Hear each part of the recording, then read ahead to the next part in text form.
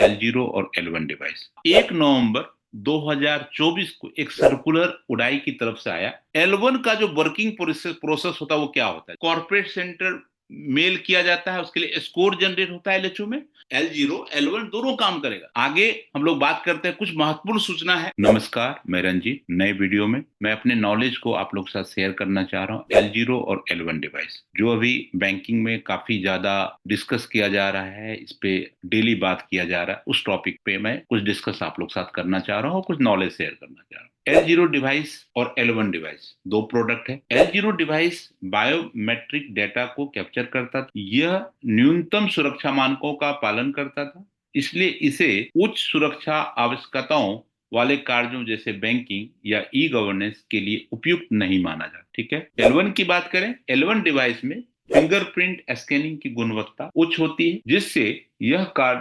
Biometric data को अधिक सटीक से कैप्चर करता है। L1 device UIDAI unique identification of India के उच्चतम सुरक्षा मानकों का पालन करता है। यह डिवाइस अधिक सुरक्षित है और इसे विशेष रूप से उस सुरक्षा वाले कार्यों के लिए डिजाइन किया गया, जैसे बैंकिंग आधारित प्रमाणीकरण, ई गवर्नेंस और अन्य उच्च सुरक्षा कार्यों में किया जाता है। मतलब जो डिवाइस है, इस डिवाइस का यूज जहां भी बायोमेट्रिक्स का काम होगा वहां पे आपको L1 डिवाइस जो उच्च कोटि का सुरक्षा सिक्योरिटी का है, जैसे बैंकिंग है, ई गवर्नेंस का है, तो वहां पे आपको L1 डिवाइस का जरूरत पड़ेगा। अब क्योंकि सुरक्षा की बात है तो L1 डिवाइस क्या जो पैरामीटर है उस पैरामीटर पे खरा है या नहीं है, तो आप 1 नवंबर 2024 को एक सर्कुलर उडाई की तरफ से आया, उस सर्कुलर को थोड़ा सा समझने की कोशिश करते हैं। सर्कुलर के अंदर उडाई ने संबंधित डिवाइस निर्माताओं के साथ मिलकर L1 पंजीकृत फिंगरप्रिंट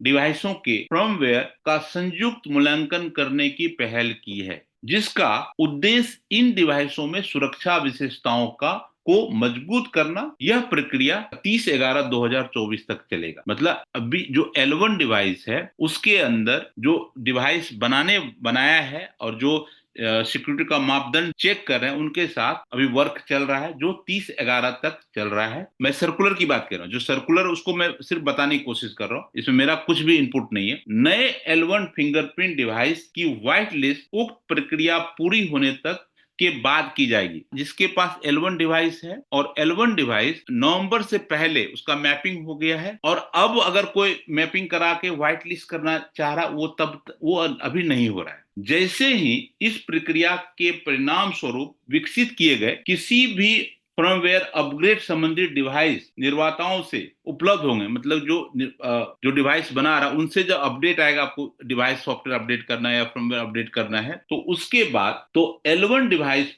मतलब इसे पहले से व्हाइट लिस्ट किए गए L1 डिवाइस, मतलब उपलब्ध जब वहां से डाटा आएगा, इससे पहले से व्हाइट लिस्टेड किए गए L1 डिवाइस पर केंद्रीय रूप से पुश कर सकते, मतलब कि जो पहले से है उसी उसको भी लेके चलेंगे। इसलिए पहले से व्हाइट लिस्ट किए गए डिवाइस, जो पहले से व्हाइट लिस्ट हो चुके हैं, वो डिवाइस सिस्टम में अभी कार्य कर रहे हैं और कर सकते हैं, वो कार्य करेंगे। जो ऑलरेडी नवंबर से पहले जो डिवाइस मैप हो गए वो L1 काम करेंगे। तो अब बात आती है कि जो अभी आप लोग काम कैसे करेंगे उस पर अब थोड़ा सा बात करें। आपको पता है L1 डिवाइस जो आधार बेस्ड ट्रांजेक्शन के लिए है और L0 विदाउट आधार बेस्ड ट्रांजेक्शन के लिए है। तो इसको थोड़ा और समझते हैं। अभी मैं सर्कुलर की बात L1 का वर्किंग प्रूफ, मतलब कि अभी मैंने आपको L0 L1 का बताया, साथ में ये भी बताने की कोशिश किया कि जो सर्कुलर आया उस सर्कुलर के अंदर क्या क्या मेन पॉइंट, अब थोड़ा समझेंगे और इस पॉइंट के साथ साथ सर्कुलर की भी चीज को हम थोड़ा क्लियर करेंगे। सबसे पहला ये समझने की कोशिश करते हैं, L1 का जो वर्किंग प्रोसेस होता है वो क्या होता है। जैसे बैंकिंग के अंदर सीएसपी के अंदर L1 का वर्किंग प्रोसेस क्या होता है। आप L1 डिवाइस लिए, ठीक है, तो L1 डिवाइस सबसे पहले जैसे L1 डिवाइस लेते हैं, उस L1 डिवाइस को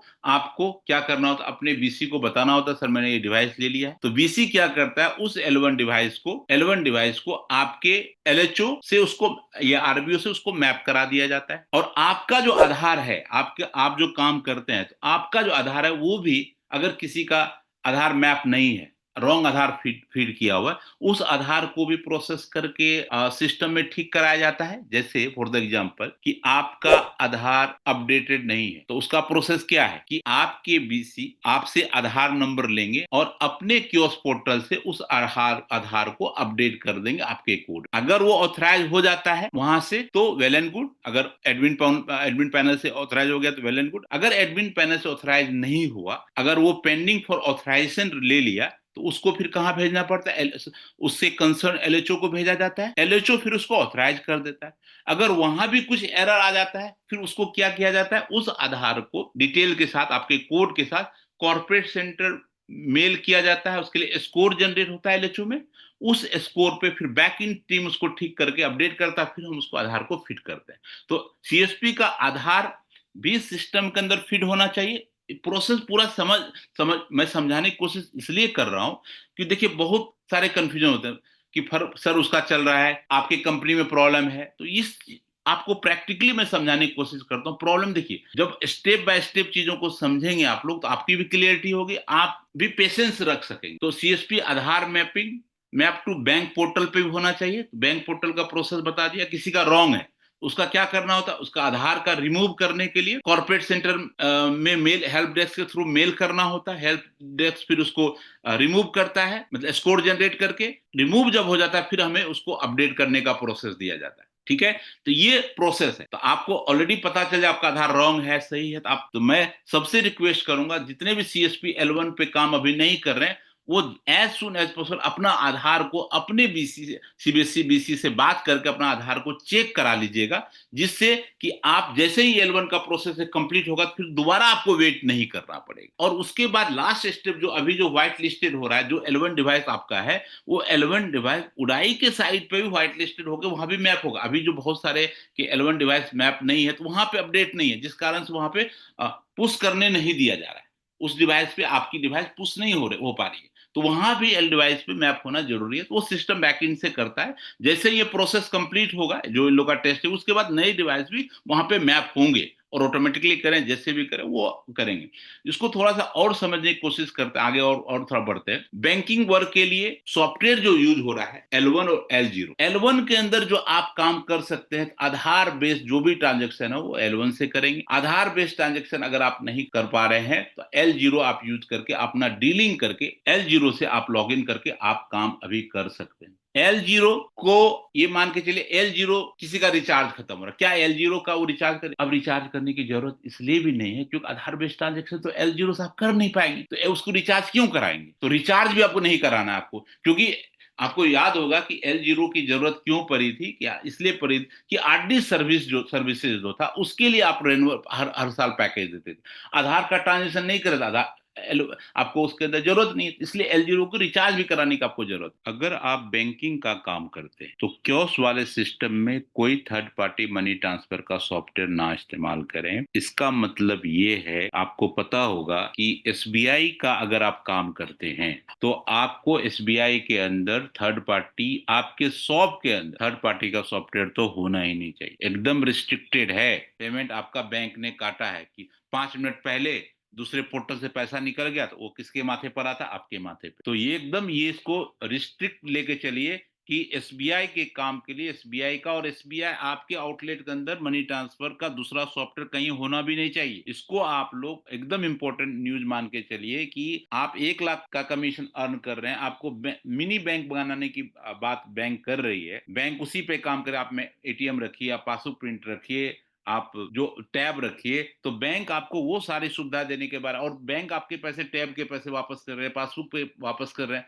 तो आप क्यों थर्ड पार्टी पोर्टल के पीछे पड़े हुए? और आधा आधा प्रॉब्लम तो उसी से आता है कि आपका सॉफ्टवेयर नहीं चल रहा है। ये एकदम रिस्ट्रिक्ट है। इस मैसेज को आप लोग एकदम जितना जल्दी समझ सकते समझ लीजिए, नहीं तो अगर पाया गया तो आपका कोड बंद अगर कर दिया किसी ऑफिसर ने लिखे, तो उसमें हम लोग, मतलब कोई बीसी कुछ नहीं कर सकता, कोई बीसी कुछ नहीं कर सकेगा।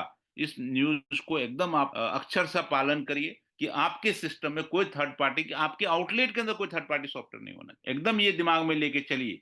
L0 L1 दोनों काम करेगा। तो आप सॉफ्टवेयर जो अपडेट कराइएगा तो L1 L0 दोनों काम करे उस तरह का सॉफ्टवेयर अपडेट कराइएगा। L1 सॉफ्टवेयर अपडेट करा, जब भी आप L1 सॉफ्टवेयर अपडेट कराए L0 का अपडेट करा लीजिएगा। जब आप काम करेंगे ना, जैसे ही CIF बेस्ड ट्रांजेक्शन करेंगे L0 की लाइट जलेगी, जैसे ही आधार बेस्ड ट्रांजेक्शन करेंगे आपका जो है L1 का लाइट जलेगा। तो ये स्टेट बैंक ऑफ इंडिया अपने सॉफ्टवेयर को इस तरह का स्मार्ट बनाया है कि L0 L1 दोनों काम कर, और दूसरे बैंकिंग में नहीं है, लेकिन इस बैंक के अंदर ये है कि आपका दोनों सॉफ्टवेयर दोनों L0 L1 काम करे।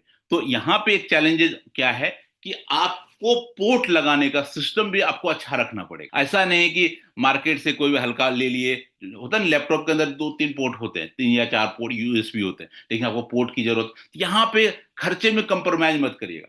रिव्यू देख लीजिएगा कहीं भी कि आप यूएसबी पोर्ट अच्छा रिव्यू वाला जो वेल टेस्टेड है वही वाला यूएसबी लगाइए, क्योंकि यहां कंप्रोमाइज नहीं कि कहीं 200-250 मिला, क्योंकि देखिए आपका काम होना है। अब पता चला बार बार उसी में आधा टाइम आप जब कोई कस्टमर L0 को ठोक रहे हैं, फिर निकला L1 को ठोक रहे हैं, यही काम ठोकते रहिए। तो उसको थोड़ा ध्यान रखना है आपको, वहां पे थोड़ा सा कंप्रोमाइज मत करिएगा, क्योंकि आपका वो यूएसबी अच्छा रहेगा, वारंटी वाला यूएसबी वाला रहेगा, तो आपको कोई तरह का दिक्कत नहीं होगा और आप आराम से काम कर सकते। ठीक है, L0 L1 का भी क्लियर हमने कर दिया। और कुछ महत्व, और एक चीज और, आज मीटिंग हो रही थी तो उसमें ये क्लियर किया गया है कि L0 वाला जो डिवाइस है, जो टैब है एसबीआई का टैब, उसके अंदर L0 काम कर रहा है, L0 उस पर काम कर रहा है। ये भी न्यूज आया है। आज हमारे मीटिंग हो रहे थे, अविनाश जी मेरे लखनऊ देखते हैं, तो वो उन्होंने अपडेट किया था और वो शायद टेस्टेड भी करा है।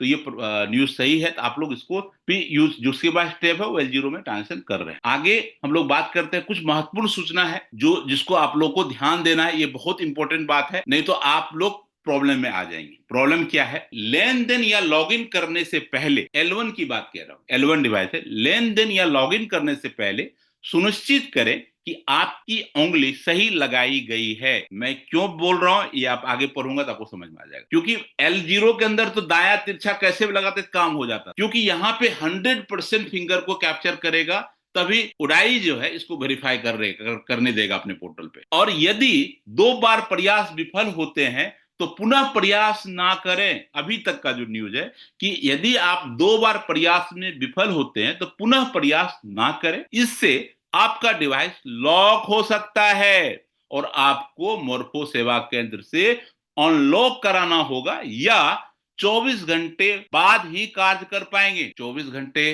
का मतलब वर्किंग आवर 8-8 घंटे, तो जोड़ लीजिए 24 घंटे, आप समझदार है तो 1 सप्ताह का मामला फंस जाएगा सर। इसलिए 2 बार से ज्यादा तीसरा बार ट्राई नहीं करें। और ये सीएसपी प्लस कस्टमर दोनों के लिए, सीएसपी भी अपना जो यूज करें L1 पे परफेक्ट एकदम पोज के बहुत अच्छे, मतलब दिमाग को अस्थिर लेके उस पर लगाए, 100% सटीक लगाए, एकदम सेंटर में लगाए, बीच में लगाए, जो उंगली वही उंगली लगाए, ये सबको एकदम ध्यान लेके चलना है। प्रैक्टिस करिएगा, धीरे धीरे परफेक्ट हो जाएगा। ठीक है, लॉगिन करते समय उंगली को सही लगाना सुनिश्चित करें, ये परफेक्ट है। उड़ाई पंजीकरण विफल होने की समस्या, यदि आपका उड़ाई पंजीकरण विफल होने से संदेश मिलता है तो इसमें क्या करना है आपको डिवाइस का लॉक हो सकता है, ऐसे मामले में मोर्फो ग्राहक सेवा से संपर्क आप कर सकते हैं। तो मोर्फो ग्राहक सेवा के अंदर का भी नंबर होता है, आप अपने बीसी से ले सकते हैं, दे देंगे, प्रोवाइड कर देंगे, वहां से नंबर मिलकर आप उनसे उनका ईमेल आईडी, बीसी उसको मेल कर देगा। तो ये इंफॉर्मेशन था, मैंने चाहा कि आप लोग को शेयर करें, तो आप लोग जरूर इसका फायदा उठाइए। अगर कुछ और अपडेट आता है जरूर हम अपडेट करेंगे। Thank you very much.